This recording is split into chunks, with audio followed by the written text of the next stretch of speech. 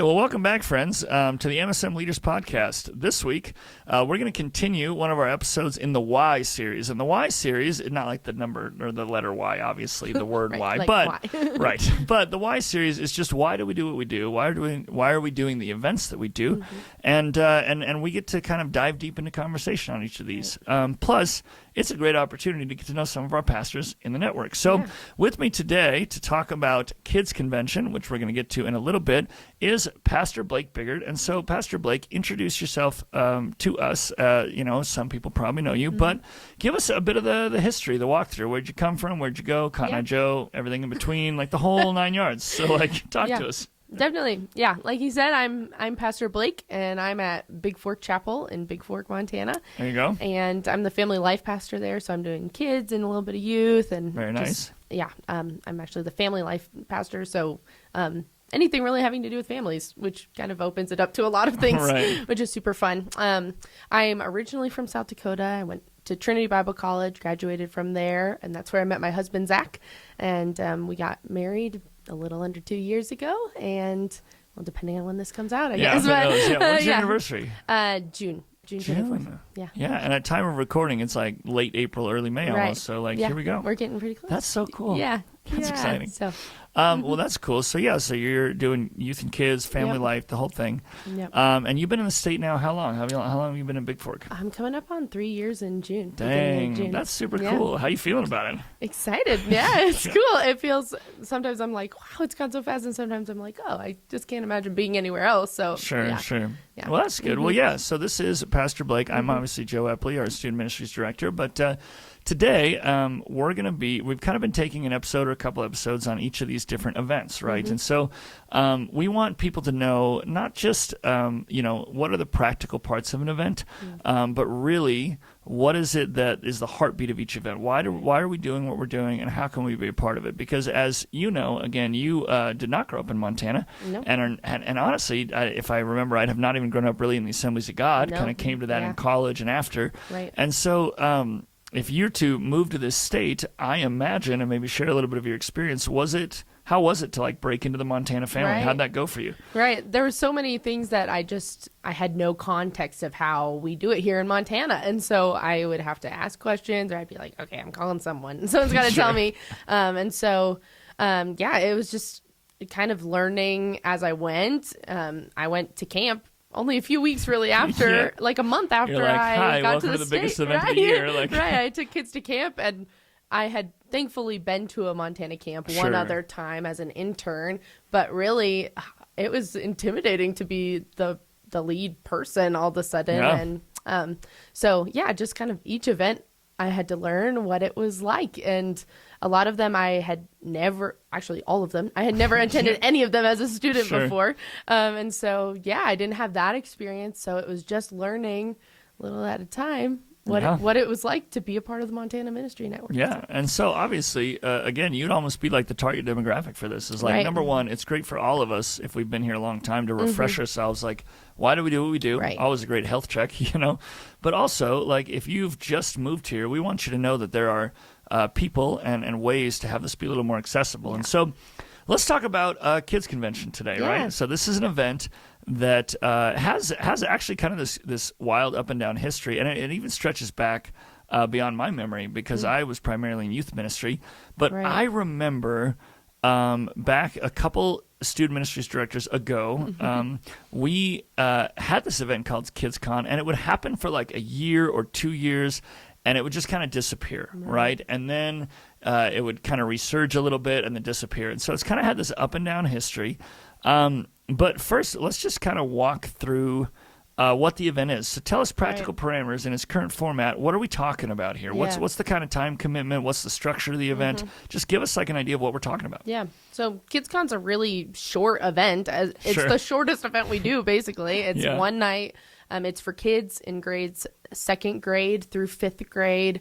I think there's maybe a little flex. We have a couple kidsmen grade, it depends. Yes, depending on what your kidsmen at your church is like. But it's just that one night event for 2nd through 5th graders, and usually we host it at a church. We've held at different places, and I'm sure we'll talk about that. But Usually we stay at the church. Yeah. And there's a few different elements of the weekend, but there's always like great kids worship. There's always a good kids speaker. Those are like the baseline, really. The baseline, the most important piece those will is like always be there. People who get it. No matter if we go to a trampoline park or have a glow party, we'll always have worship. We'll always have a great speaker. Yeah. But then we try and do some sort of like fun late night party on it's a Friday to a Saturday. So Friday night we do some sort of fun late night activity.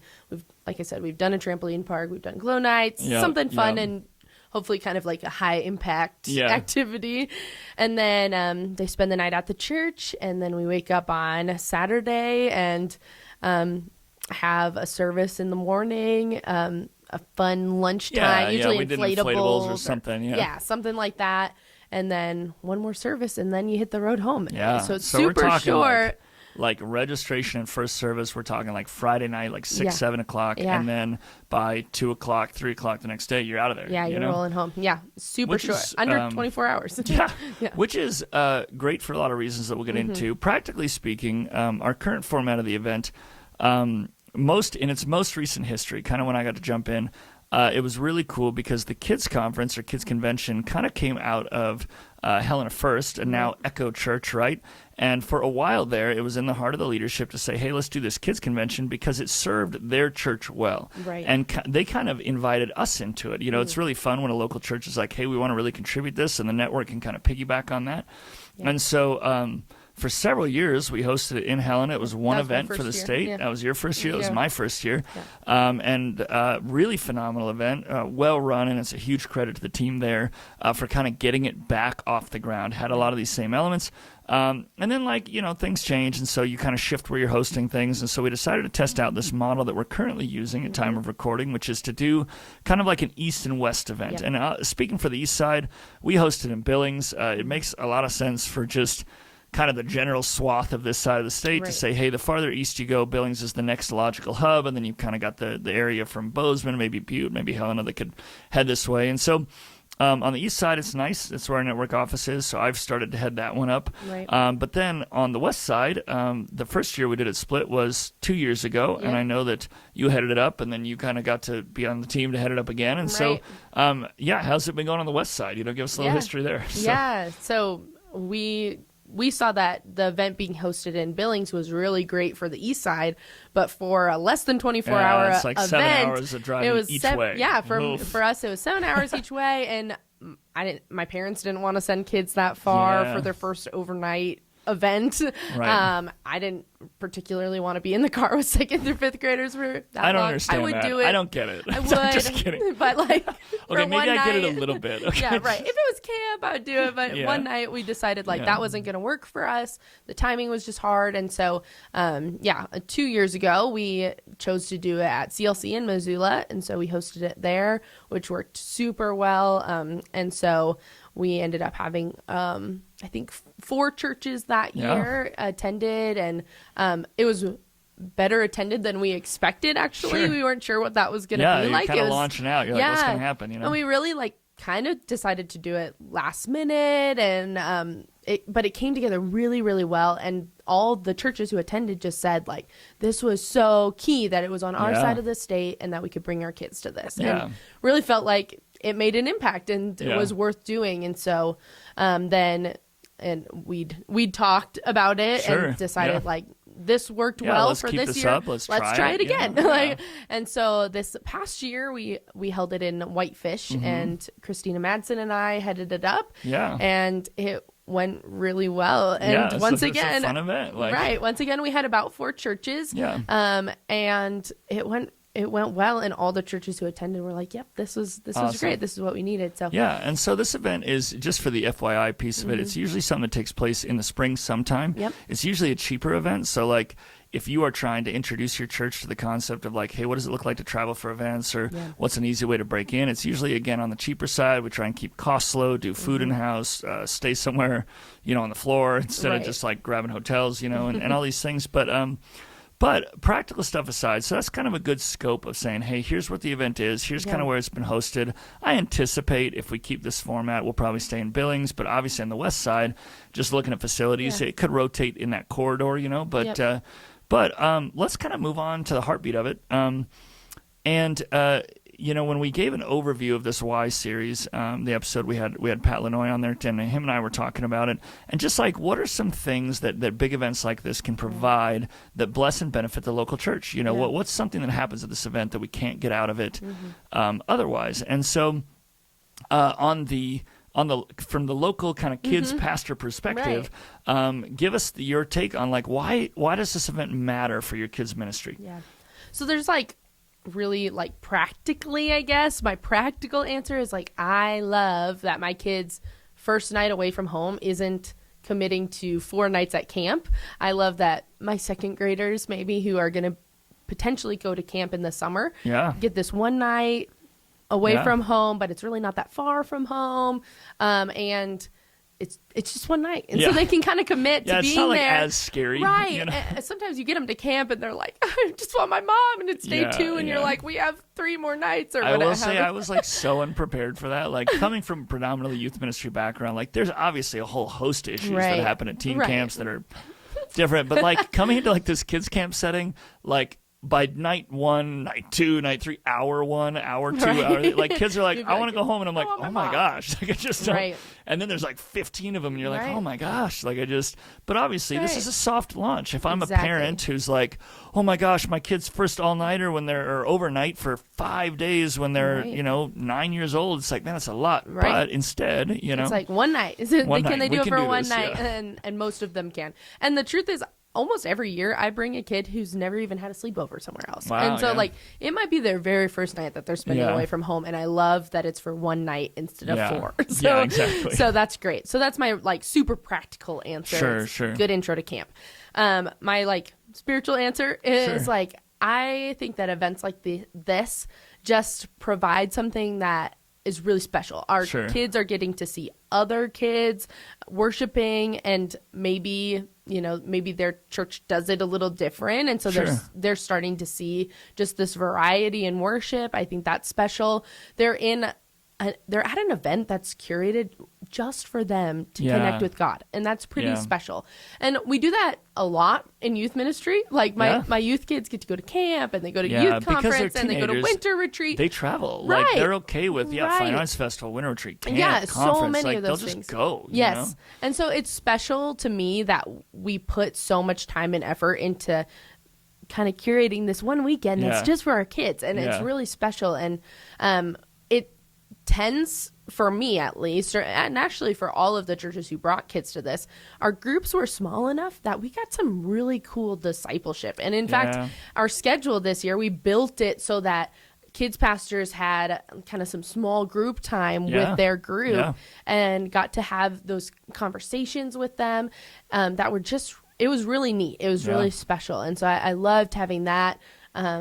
And to me, it's just not enough to only get camp for that. Like, I don't want to have to wait a whole year, for this really intense, focused time. This is like a little bit a different time of year, and it's pretty special to me. So I love that. And we always have great altar times at Kids Conference, and that's really special. And so, those are a couple of my favorite. Absolutely. Those are a couple of my whys. Like, that's why I bring my kids. Sure. I think from my end, kind of getting this bird's eye view, what I love about this event is again, when I'm like thinking through like how I function in this job and like how we function in kind of this role as a network, I'm like, what can I help provide that is just different from the local church, right? And so it's not just bringing in a speaker and worship, because you can worship and someone speaks and shares it at a local church, but one of the things that I think is so key to spiritual development, and it really talks a lot about in all our events, but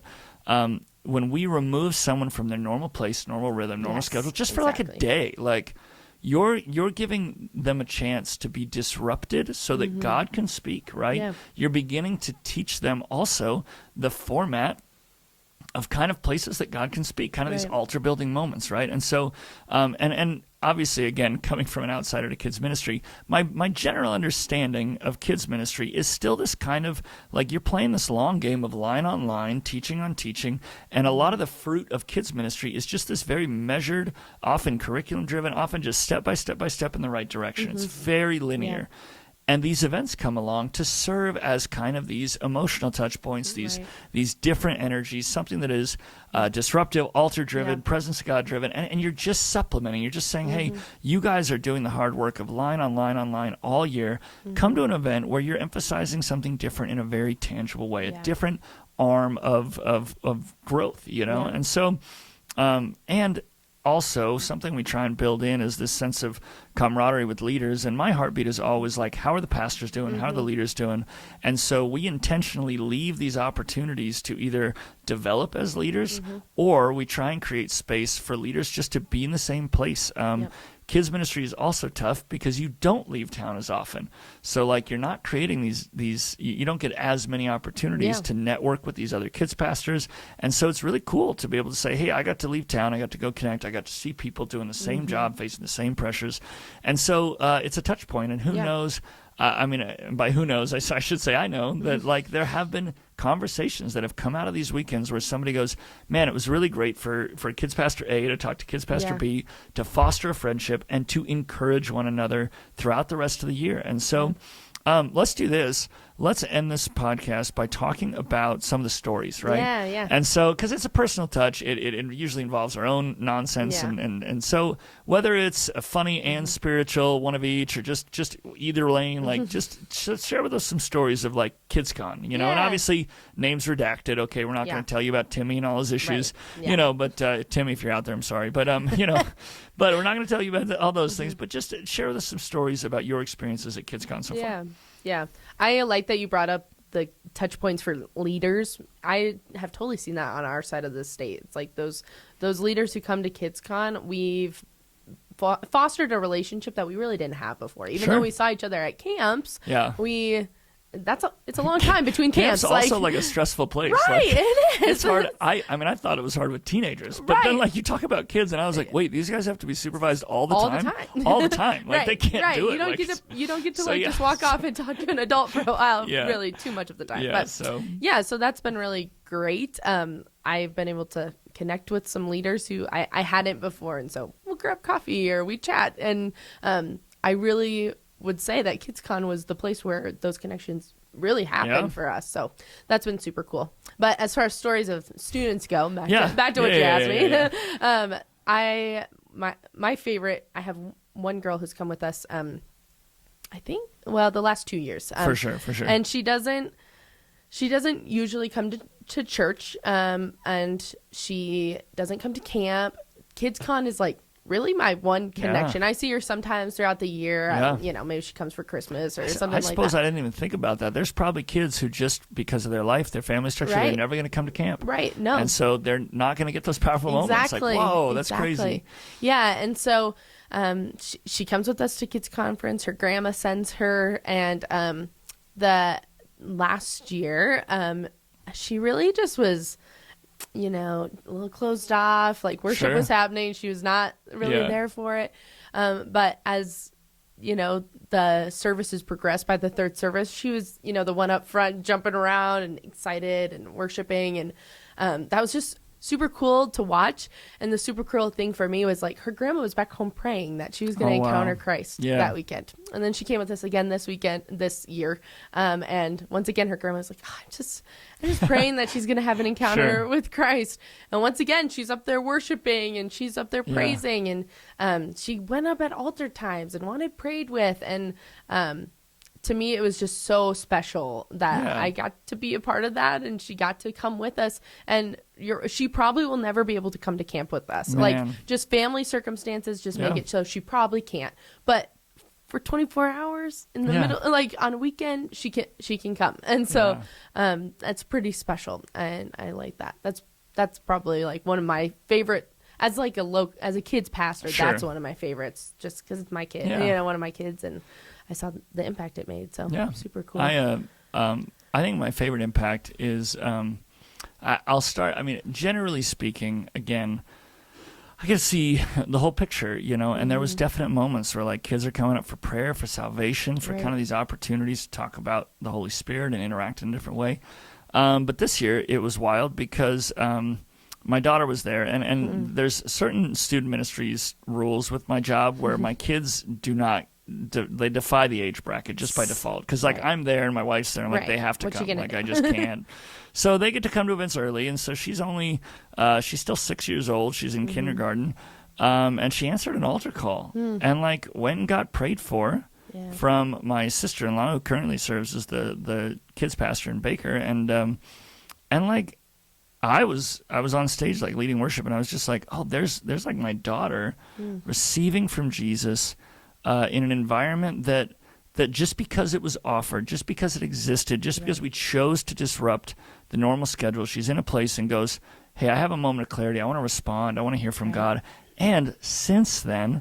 And again, I can't always label cause and effect, but like we've had several more moments where she has begun to process her faith. And obviously, I'm going to give credit where credit is due to the kids pastor. Shout out Ronnie, who is like with her every week and like pouring into her. But I can't help but think that these moments kind of serve as this Kickstarter in her own journey of like, oh, I was in an environment where there was a different way to hear from God, and like, how does that lead me forward? And so.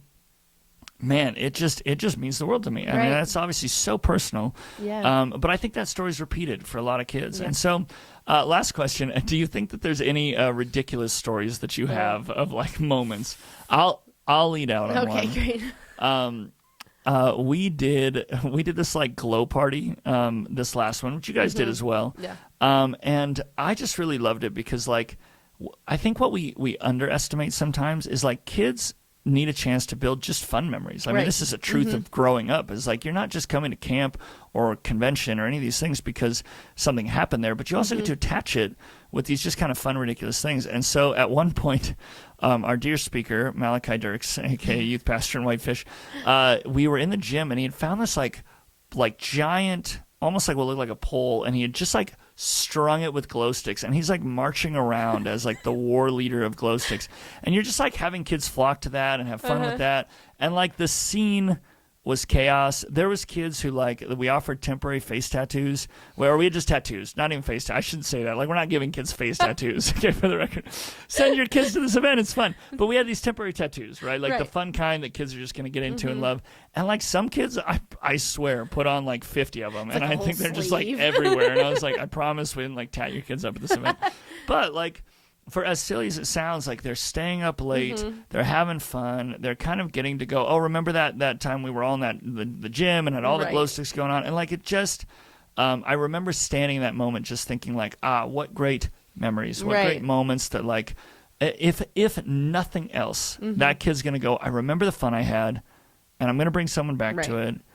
And that's going to ultimately bring people closer to Jesus, you know? And so I didn't know if you had anything to contribute on that front, but, you know. Our glow party was also just, it's just like fun chaos. Like, that's what it is. Well, and that's, I mean, tagline for kids ministry sometimes. It's like, well, chaos. It's fun chaos. So, but, it was like the highlight for most of our kids, like a dunk contest. Yeah. And that was like a hula hoop. And it was like, that was it. They were like, it was so fun. We got to do a dunk contest. And you're like, okay, well, that's ridiculous. But they just had a lot of fun. And I don't know.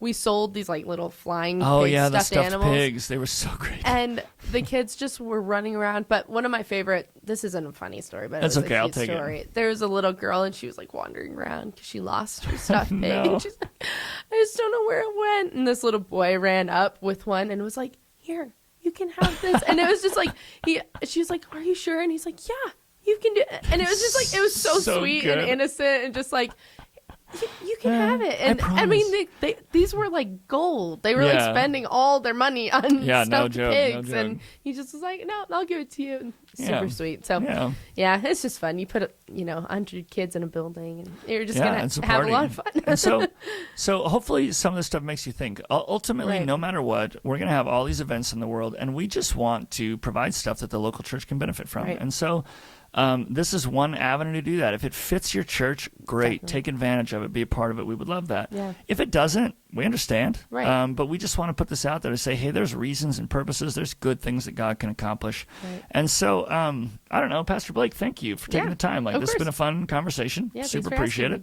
And for all you guys, thanks for tuning in to another episode of the MSM Leaders Podcast. Remember, if we're growing, we're going to grow together. And so we're glad you're on this journey with us. We're glad you're tuning in, and we'll probably see you next time. So, awesome. All right.